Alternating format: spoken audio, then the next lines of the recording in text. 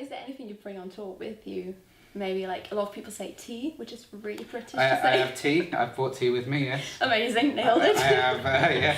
I've lived up to the stereotype. Perfect. Yeah. That's what I wanted to hear.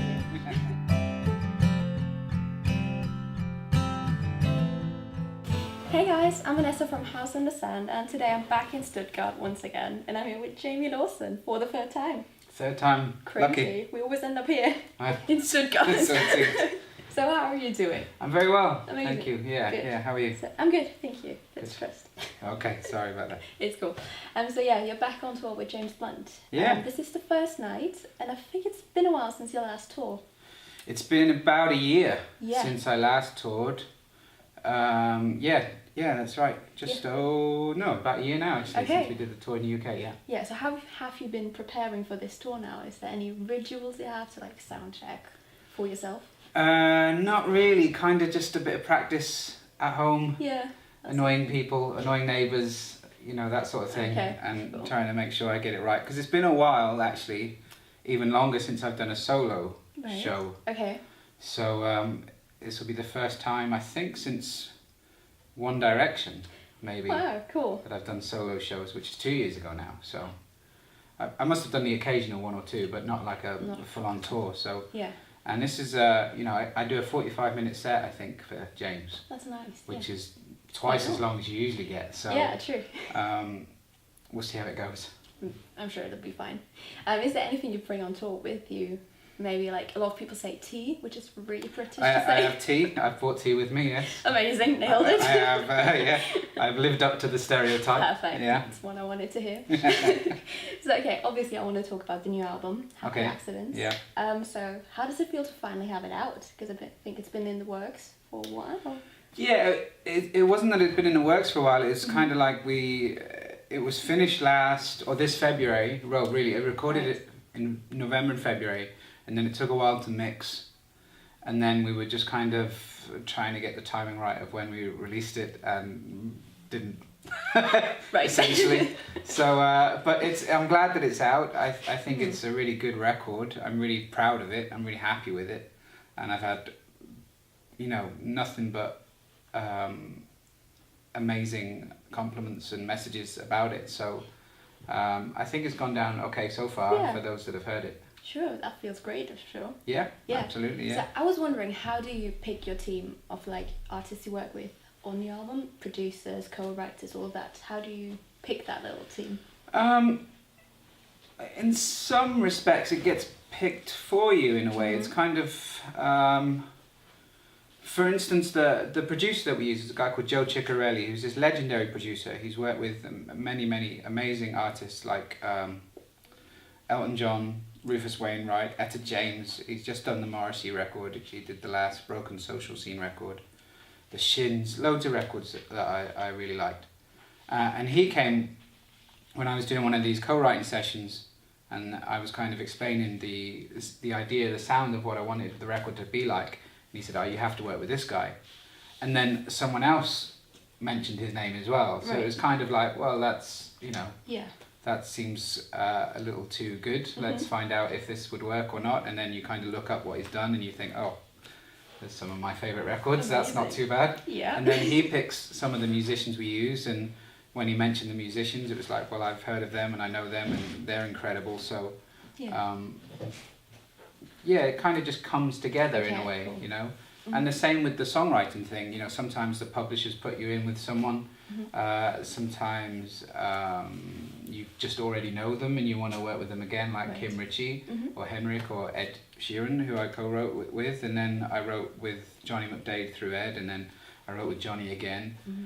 So, yeah, again, it just kind of... It falls into place. Exactly, yeah. Yeah, amazing. Yeah. So you've been writing and recording for quite some time now. Mm-hmm. How do you think your writing process has changed over the years? Or has it even changed? I'm not sure it has. I don't think it has. I'm still kind of writing very instinctively, subconsciously, trying to not think as I write and just see what comes out and then work from that.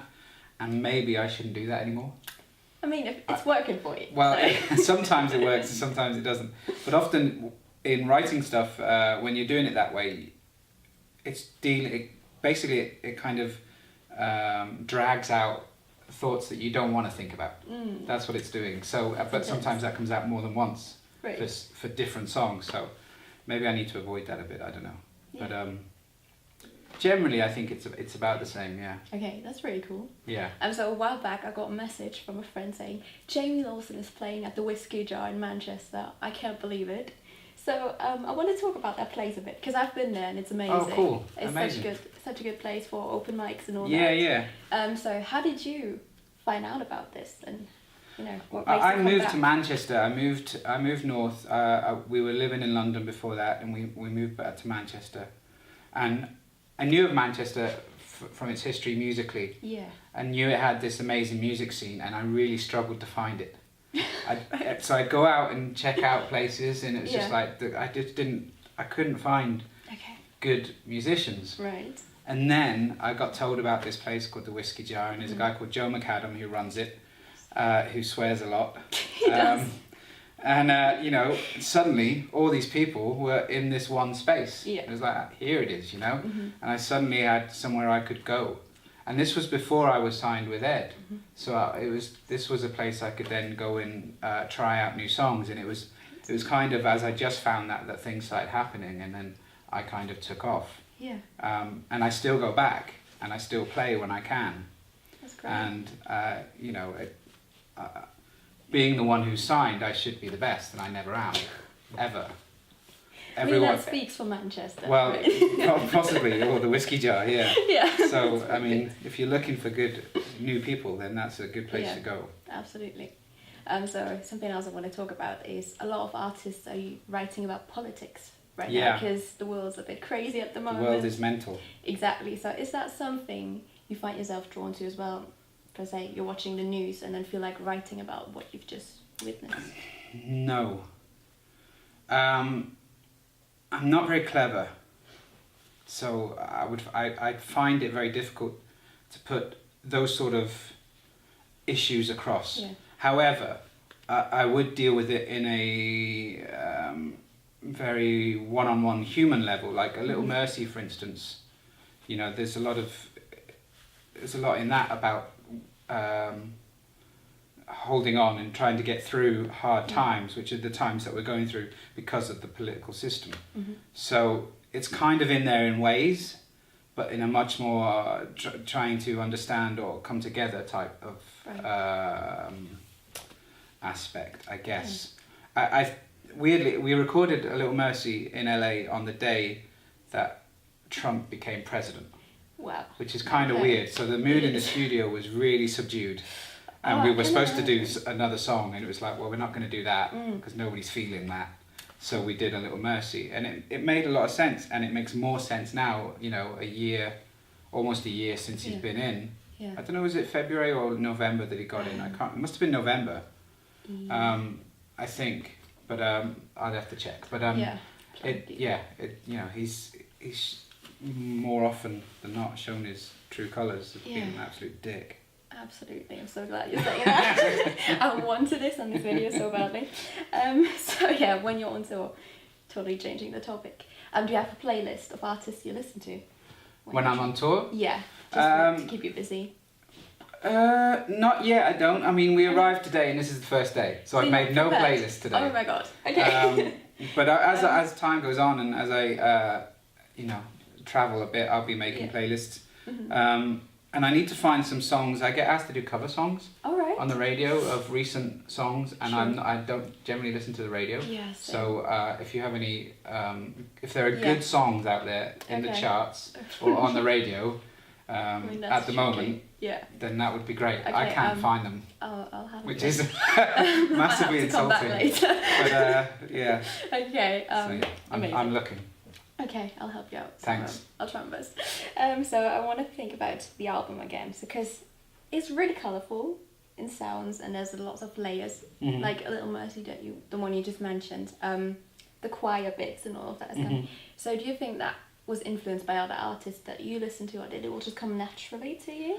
I think more than anything, I just wanted to have this kind of real step up from the last record, which kind of meant having a producer like Joe who's got years of experience and what he could bring to the record, and those musicians that have played on massive songs in their time and what they can bring to the record, and just kind of trying to up the level of the whole thing, you know, the quality of it, both in the songs and the sound and the recording. So I don't think there was anything in particular that I'd listened to that I was going for, because it still feels to me like quite an old-fashioned record. Yeah. Even though I'm trying to push it to make it as modern as I can, right. There's still a kind of throwback to bands like Crowded House and R.E.M., or even further back to Van Morrison and things like that, and that's just who I am. Mm-hmm. And there's not a lot I can do about that. But that's great. Well, it's good. Who knows? It works. It really worked. Okay, so we have a final question. Okay. So we've built a house in the sand. I love a good quote, a pun. Right. So if you could build a house anywhere, where would you build it? Ah, okay. Well, I love Cornwall, which is in the southwest of the UK. I love it there, and I would eventually like to live there. Okay. So maybe I would build one there. I'm sure that'd be good. Yeah, or maybe somewhere where it doesn't rain. I mean, you could build two. It's fine. Well, okay, thanks. So maybe that's somewhere right. where it's just mainly sunny. Okay, maybe not the UK then. Probably not, no. Amazing. So thank you so much for taking pleasure. the time to Thanks. do this. Of course. That was really lovely. Oh, well, thanks. Alright guys, so that was our third interview with Jamie Lawson. If you enjoyed it, feel free to give us a little thumbs up or share it with your friends and subscribe to our channel. Thank you guys so much. Bye!